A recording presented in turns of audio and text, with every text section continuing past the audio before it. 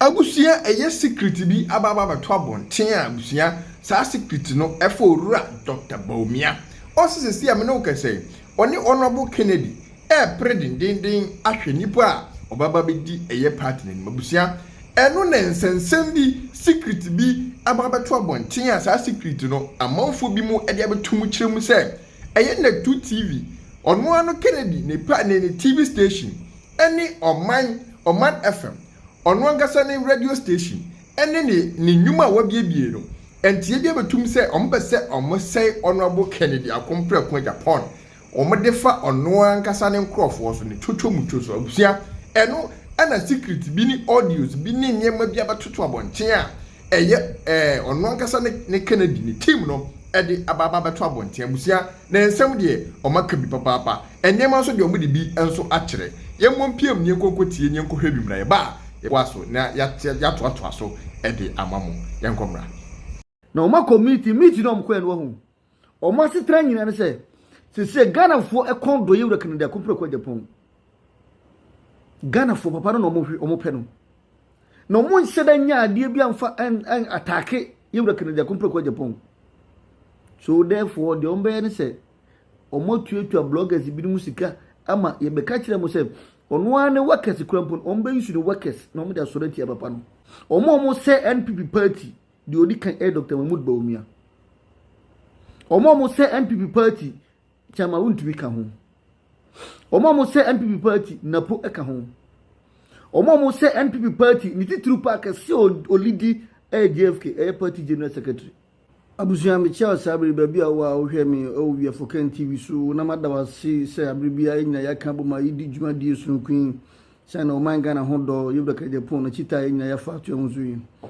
na abusuya ene yo nkomo bebiri di mesro se nyabotre na tie nkomo enya yaka boma ye babedi ni sanse e wonzem bebiri oduma o se ye ne ya tiefo ne ya dofo eche na enya yehu kwampa enya betimi di afaso ne enya ya bo ne enya ye di adwen aka bom ne ya nipa baako na ya support you Canada ya kompre ko Agyapong ana ya support o man Ghana ye mu bi ya gina so ene butaya di die Canada po achinu eye Ghana first se de Canada po abibia ya na okano na mjidi ye se wosusu a utie misabiri no Ghana first ntina ma wosusu adaro ma utie misabiri ba bibia wo bia utie de me ba bekan na meso se men scroll ana men twam me nyire ntie ye wie nsusu na se utie wie a share ma foforo ma comment na like na subscribe to the channel na afi nyina ye mo na ye nko ni sanse ye wuse nipa bonefo no se o ma do so power system no ma ya me ni amre na ya mpedom anka ye ho a bonefo no sefo a ye no mo ku edi esi no o mo sha se etuetu sika e de mankofuku ni nipa bebre se o mo maye ni ma emfantia ye nyina ye nyina ya kuma so de ye honorable Kennedy akompe ko de bona so sanse o kam ho na ye nyina ye ba ku ntino e be di nkunim sanse wo se so nyame a o ti ase abusuya se mo bakaya ni titru omo follow you for Ken TV na adofo enimu edi dwuma se de bia na meka no se mo bakaya the ekosu enei bia no ya de a yemu bia di kama beka to no dadaada di di kama prepare mo adwen na yenya hint no according to your investigation say ye ne ye obi kan ye niam ba ku mienu bia ye wura nsu ase wura table ase ye hye pon ase wura asase ase no in information said these are some of the things ya obonefo na kobopa opeso sorry detail odi be sorry table Canada kompre ko Agyapong TV for Ken TV ene adofo amutie no ye de abetu dwada daada di ekosu ne ya de a ye di kan de abetu dwada daada se de we are unim no nyina na busu na mebo video bi am wa ade na wochi nsema ekosu se yura kan Agyapong o se fota se odi akonwa ene mebo video no betie Dr. Bawumia ono so se fata se obeli di Ghana so be president eneme no ye be hwade na ya kan kire se Dr. Bawumia odimi mu Ghana odimi melidi NPP no be bu Ghana kura kan obi papa no onye no kura kanfo papa no onye obi a o se Ghana di ani to no so o so obi di Dr. Bawumia chi a hwehwem ye bo se na fu ena ma odi papa no na chi the reality on the grounds no papa no omuntimi nya asembia enkam fan convince Ghana for obi si ko toba ma Dr. Bawumia bisa na se e di enti so toba de man onka asemba akona mienu mi po obi ba convince me say these are my reasons and I'm a gina so ene men sisi nie enu tina me person toba de Dr. Bawumia omunya binka de ombeka koya no one it is possible na buja wonim awira wo sem ne nema ekoso Ghana NPP party mu se ye mu bi kasa abusuanfo se ye se NPP party kana de Agyapong be kasa wan kasa yi o se NPP party na me enna me jianu maka kire o se omo se NPP party di odi kan Dr. Bawumia omo se NPP party chama wuntumi ka ho omo se NPP party napo eka ho omo se NPP party ni titru park se olidi JFK party general secretary Stephen Tim our party chairman oka ho bi minyi mfirim sense sabe wo yare krombo na wonti apa utimi kasa man yiyi napo eka ho bi samia wuku eka ho bi nkrofuko bebre omo nyina ka ho bi na NPP party essay ti so ya Ghana ni ana NPP ni na wo ani brebi e wo ntoko bi ko a emfa ma wi afo kanfo yeso memfa nko yewra kan Agyapong so momfa nko party general secretary no so hwe ya dika be kan kire mo se ye mu bi memese me abrefo jan ene wi afo kan TV amanfo aba yeso di sika hodo twitwiri die ni asase nyina ba yenje na yemfiri yewra kan Agyapong achi yemedi obi ba je ka achi omo po obi obefiri yewra kan Agyapong achi no be kansem no mo de amomo acha mo bloggers atie no ma spread false news fake news no mo de agu yewra kan Agyapong no ma community meet no mo ko en wo hu o ma setra nyina ne se Ghana fo ekondo yewra kan Agyapong Ghana fo papa no mo pe no no mo nseda nya ade bia mfa en atake yewra kan Agyapong so therefore the ombe ne se omo tuetua bloggers bi mu sika ama ye beka kire mo se ono ane workers krampon ombe yusu no workers no mo da sorati papa no ena tiefo beka ya omo follow ya na mo tie wi afokan TV news no ye dika beka chombra na ye beto aba na se to aba no kura wi kan se majority of about 80% of netu o man FM as radio nap radio omo work under yewra kan Agyapong company mu na they were working against yewra kan Agyapong no mu ye adwuma de ma Dr. Bawumia me se me na maka kire mu and mu tie me no so minim se mu ye badwemba fo mu ye very intelligent mu kra de mu nim babire kompo no ye mu bi kra nim de mu so kra sama mi kai mu ye dance fo na de me mo ati ase ne se mo ze na nsense bi ma start ya sora ebeba Dr. Bawumia chama wuntumi na pomu na awurawura mu bra champon oka ho bi because di omo betima ya omo betimi dia defeat Lèaked Documents ya omo adwen ne se omo penti papa na black no omo ton nse no enkeka ne nsema sabe bia waka ne baabi a ensisi so omo twetwa sisi ani na ma wo papa no wo metan papa no na mejira han maka chi oplin se kwambafo abronye ni radio osu abie ni YouTube osu abie ni office osu abie news ne nsema odi ba be kanya no mebisa to adofo ne mpanimfo se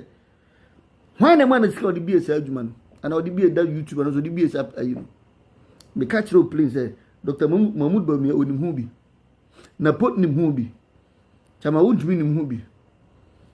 ni nyina ne se wo ho o ma hu se chama wudumi e de ne platform no makwamba fo abronyo no beto no odi Lèaked Documents atma amanfo baba atake chama wudumi so therefore yemi ono ne studio mo na anya ne ono ne de na ote ono odi atemo be kanse ma nyono kura be bonu siremu abetwa ntura gu Lèaked Documents so a ene aya anya chama wudumi de nya Dr. Bawumia de ono ne de bare mu bi any problem Lèaked Documents so ayam funzo wa eboni bi na onima fakoma police na bia na yoko na whatever fako ba kwamba fo abronye nim se di all ka fo Lèaked Documents eye trolling kontompo na braba na yasra bone paso me papa no mfi na ponim hu bi chama wuntumi nim hu bi Bawumia nim hu bi samia oku nim hu bi JFK nim hu bi obu nyina mo hyase me na me ka kire mo na abusia kwamba fo nsema okanyina eye same old school na buga eno na oguso a woye ndi me tu fu say men we su time enkotra won nkotie no de me metuma ka kire wano if indeed udo Lèaked Documents enkonya da din kotra sin kotie sansa mi abrefo jam tie se won mini adaje me wakuti kwamba fo nsema woka cause me nim se tro na odi mu bi kura tia yem yo mo ko hihya na de abremu ndi ye mama ni dam ho so adan na ya edo yewra kan ye pon ye waste ye time ko tena ba bi akɔhwe obi a ɔmpa papa na ye edo no nasem ne ne na kɔto nsa akodi akotena nsa akɔhwe ni nsema ɔka ne atama odi fo papa no and me mama adwen kyerɛ me sɛ wo so do papa na we kyerɛ odo me sɛ odo yewra kan ye pon a me paka so we enkyerɛ odo ko so odo obi a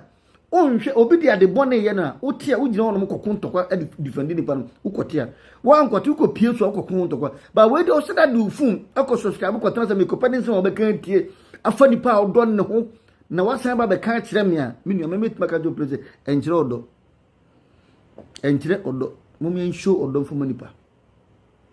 hwe kwamba fu de nam na ne na dwuma efo onti omuka onyo omu sei abusua me bisa this question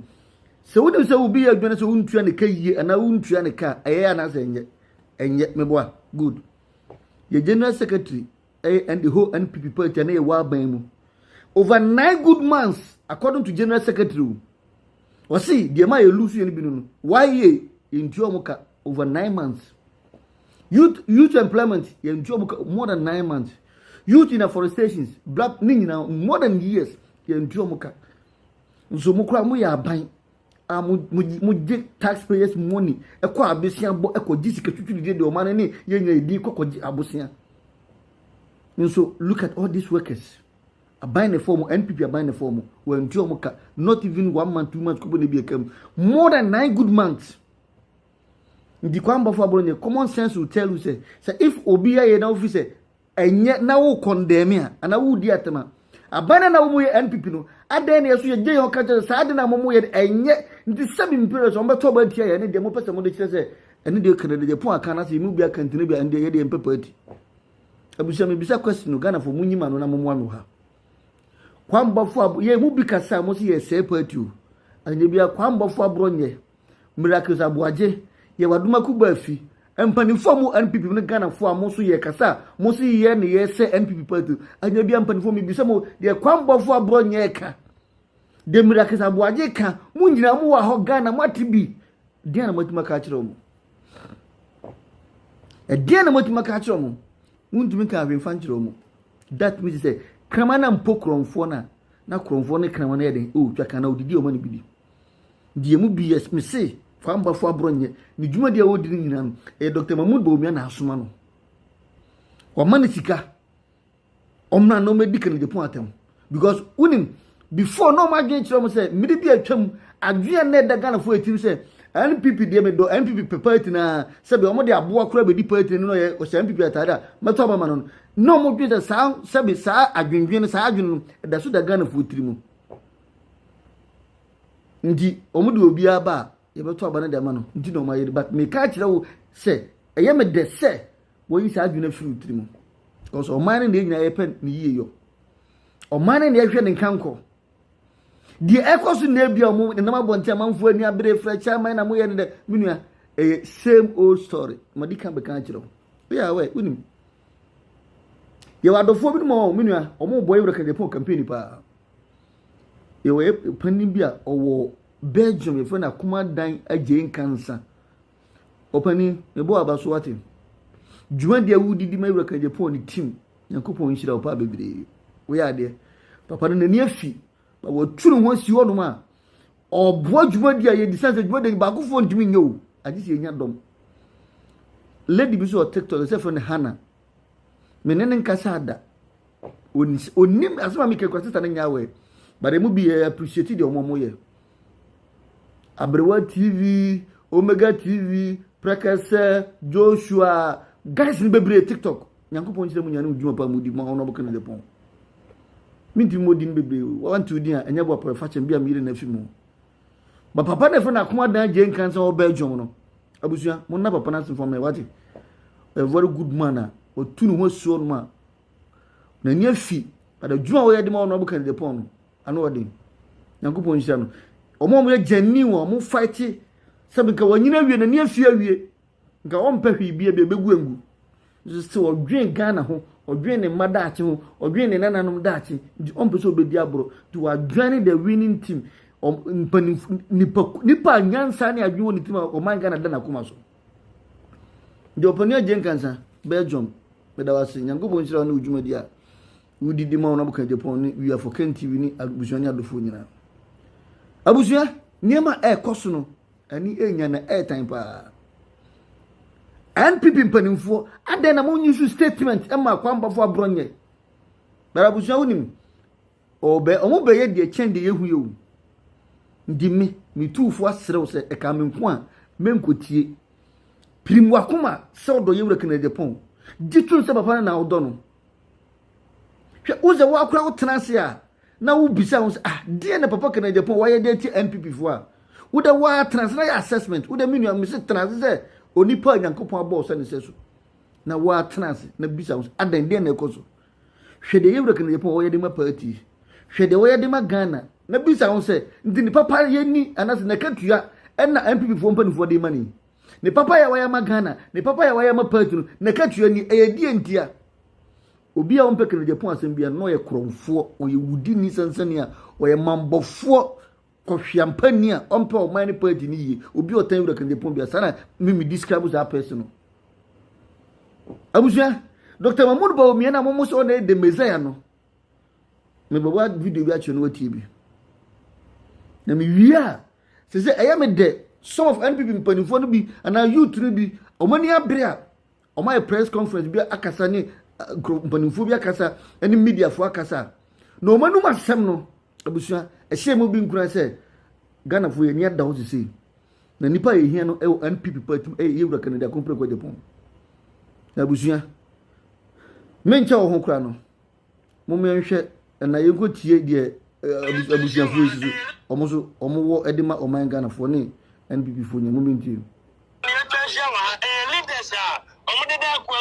kwa no a omobu abiri biala ma osoro ma yokono etimi ba banjom ani atwahia die ntie atwahia ni empedifo se se on pa so ma ka kire nyame a o ka kire de be enfrema na pempe soso we yesi ni pe na aboso ba le meja de be empa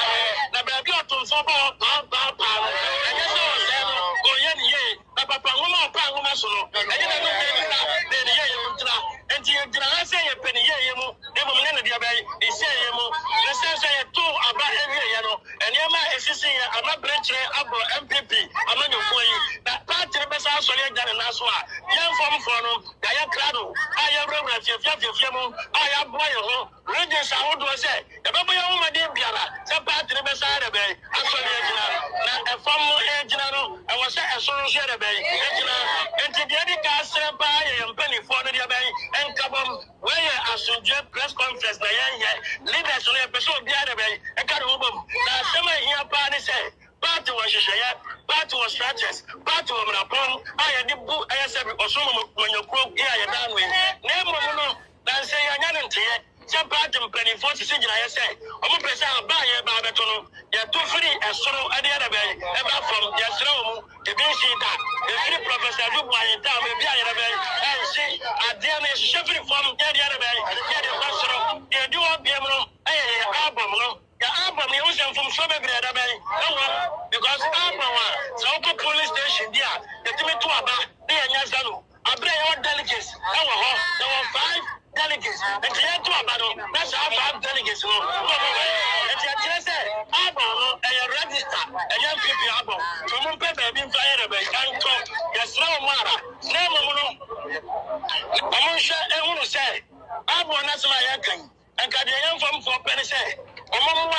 na party no obi a wo card bia ntinya na bai ento aba asemu a eya obi a do party no enti obeje party posters no atatai na ya gubi na ya hwibi na bi wu afeje opeso akoche na adwen eyi wonu ane pani wo party ma yeso tu bia na bai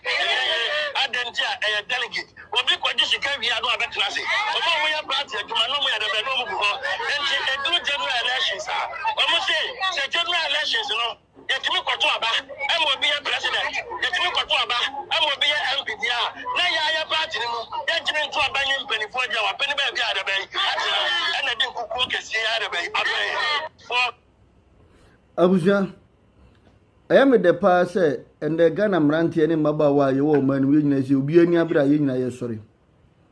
Now say I didn't know, Mumma and Kamunumi and Nimere. Because Empany Fono and Moody NPP party and Nimuno, or may a mambo for, or may a bebo if fearful. Dr. Mahmoud Bawumia, Napo, Samia Uku, JFK, Empany for Moody party and him, I was say,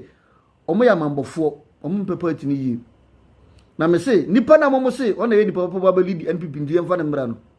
mo hwa na munti asem saa nsem wenu saa ne ma wene ne nsem ono nanum nsem a okan wo say ya na Dr. Mahmoud Bawumia kasa o si nanum obi anum asa na me elusu ye ba na ne ida fidi okan oyo obi so won etro nti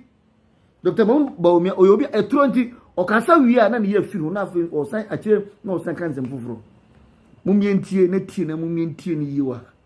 Have listened to Bawumia, the Vice President of Ghana. I don't know who actually advised this guy together with the president. After listening to Bawumia's speech, I realized that politicians will remain politicians, deceivers, empty promise makers to win power. When you listen to Bawumia, you will understand that the guy is practically saying everything just to win power. He has said a lot of things, and you will ask yourself, the ones you promised almost 80 years, you have not yet finished them. You are adding more just to win power. Let's look at some few things he said. I was thankfully appointed as chairman of the economic management team as a subcommittee to cabinet. We do not have decision-making powers. Today, Bawumia is telling us Ghanaians that he doesn't have any decision-making power. Meanwhile, we were told is the head of the economic management team. I think these guys somehow have a little problem with English. If they say you are the head, how do you understand? It means you are in control of the whole body. It means you are the master brain behind the destination of the body.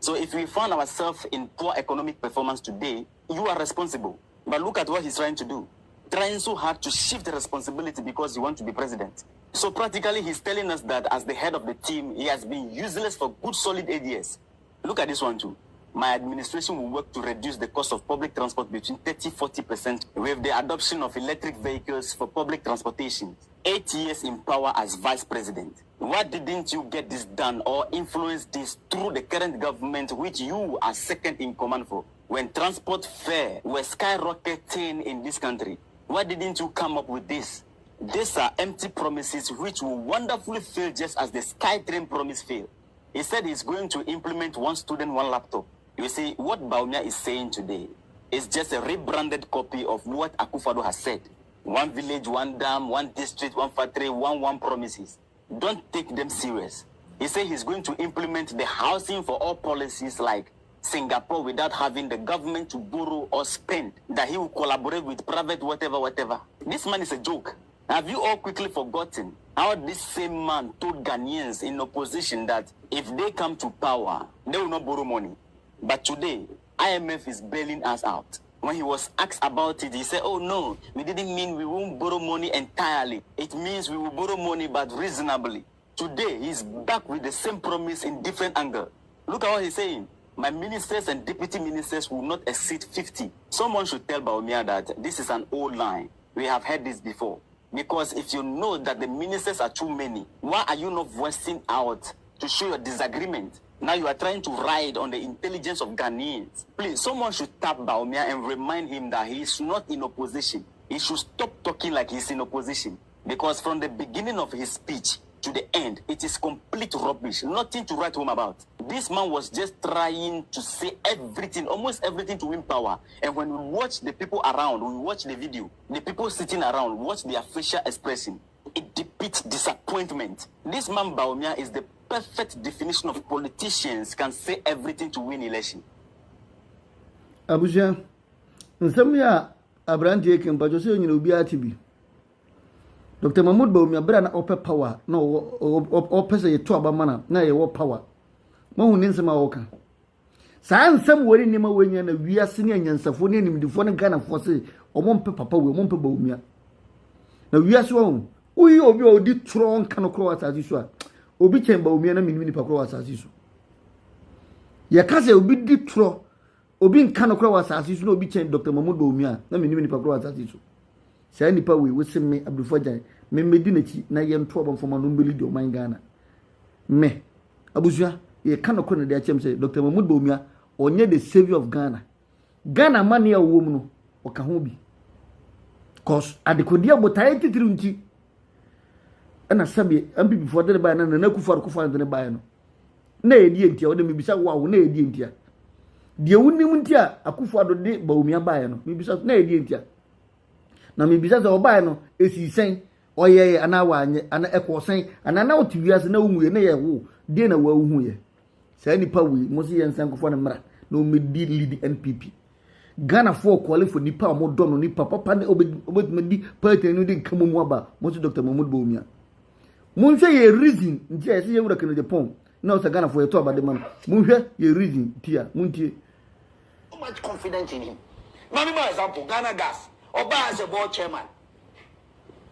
or share omudi na no we omosiri one day or tisem crofo madjuma eba be almost be 6 omuba be 10 general managers ni mpanifo ne wan me de bo ba kokuma no ma Kennedy di honum o de busa kudusu mo o do 715 na manfo madjuma juma o di saki bibi suspendi bibi e mo de clock be bo so be wura mo o clock first time Ghana Gas nya automated clock system a o be wura mo ye wan yo o be clock oba ye me kamidi ekse kamidi palo oba na me ni obusa me managers be say me woy he gave it to me in the face in front of everybody. This is the kind of man we are talking about. And you be a leader ne nkwala atimi kodi atem ni afa chire ni esre o timi kanchiro obi aso nyai. Not that kind of leader. Kennedy Agyapong, they make the characteristics of leaders. You can want some. Me, I can see that in him. And delegates, any MPP for media, why? They always talk about this issue. Oh, Papa Wena, did you wear them? No, did you want them? What am I checking in Japan? Banta or no be piano. It was because of MPP. Oh, one meka as someone Ghana in general and fun one because of MPP and Ghana fighting for justice for people. When the country saw the Kokomote kwa iya and faso to nyakwan. As antifo de busa abeno. Udi Kokomote kwa iya ya de sutro de jakwan. And I want to for some pakodo. Ah, Papa na kuma and I unyo bia or what passion for people and the love that he has for people. Or who you may be at any time. And I'm always when Bam was going to be blessing me. Ah, and so soon I'll be Ghana, a part of society who are dear, Nessie, oh, mammy, background, I'll see, yes, oh, yet. I was young society that we are building. I was on my radio. Muntie, Munheni Pa, your person, the Ghana Shenanza. Munheni one dance, dear. Munheni someone nipa a cafe you reckon Agyapong. Unim bibiri kwa san mi amtie obusua di papa we deserve o deserve mumma yamfa Ghana enhye ne nsa mumma yamfa NPP ema yura Canada kompre kwa Agyapong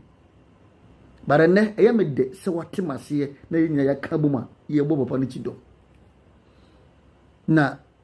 mude mun kama kuma ntum yem ba de me mesre wa ne se ya ye bo ne hu dawuro kan ho nsem papa no Monkosu and share your links no and map the phone at Tifunti. Sha, me can't say where Tifuno Muntini.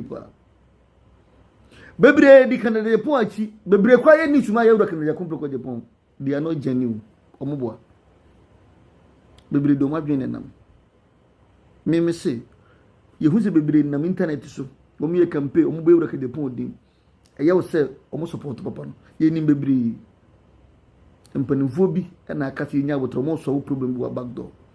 ke baba expose o ba de hwe ade ko je mu bi wo odo ne akoma didi papa na chi no ye mo bi mfa sabe ni taku na ni kapre emse ye ni so ade hunu no man ne daachi ti mu amu di ye wura kan de pon achi a ba ye mo kosi enkosi koda nkoda no you guys should be very careful. This is the last one here me dey send it to obi odi ye wura kan de pon achi obi amana ni na ho me say obi amana ni na ho cause date mama ni Abraham kasa bia na makanta se maka no minimum sama meka we are for kanti we nitro ye nim de ye ka ye nim de e koso ye nim de e beba ndi wa wotie no me hye wo nkura se mo wani na ho mo wani en na ho nkotietie bebe wakoma bete na mo bete more than this no bi minjini so bi odo ye wrekan de pon bia no ebetie kwambafo abronye nanum sebe nanum kankan we nanum de befiri maba na wama wakase kan de pon ni nachi so bi gidi ye se kan de pon abokro no waye bibia enye na etia mra mada wuruma momfa nko court momfa nko police station momfa no ma yoko moma ena before mfa no ba de mo betra ho no makwambafo abronye wo ye ni nyana opani ye se wo buwo ye be ka kire mo se chama wuntumi ombe chi no o ma di o ma nisika Bawumia ombe chi no mu nko bi sase yanchi na mu nko bi sase yanchi na mu nko bi sase yoko for no fre Dr. Mahmoud Bawumia mu misa ma men kan sa na ye claim mu a mu nko bi sase o nko yoko ho no da ye be trati Bawumia disika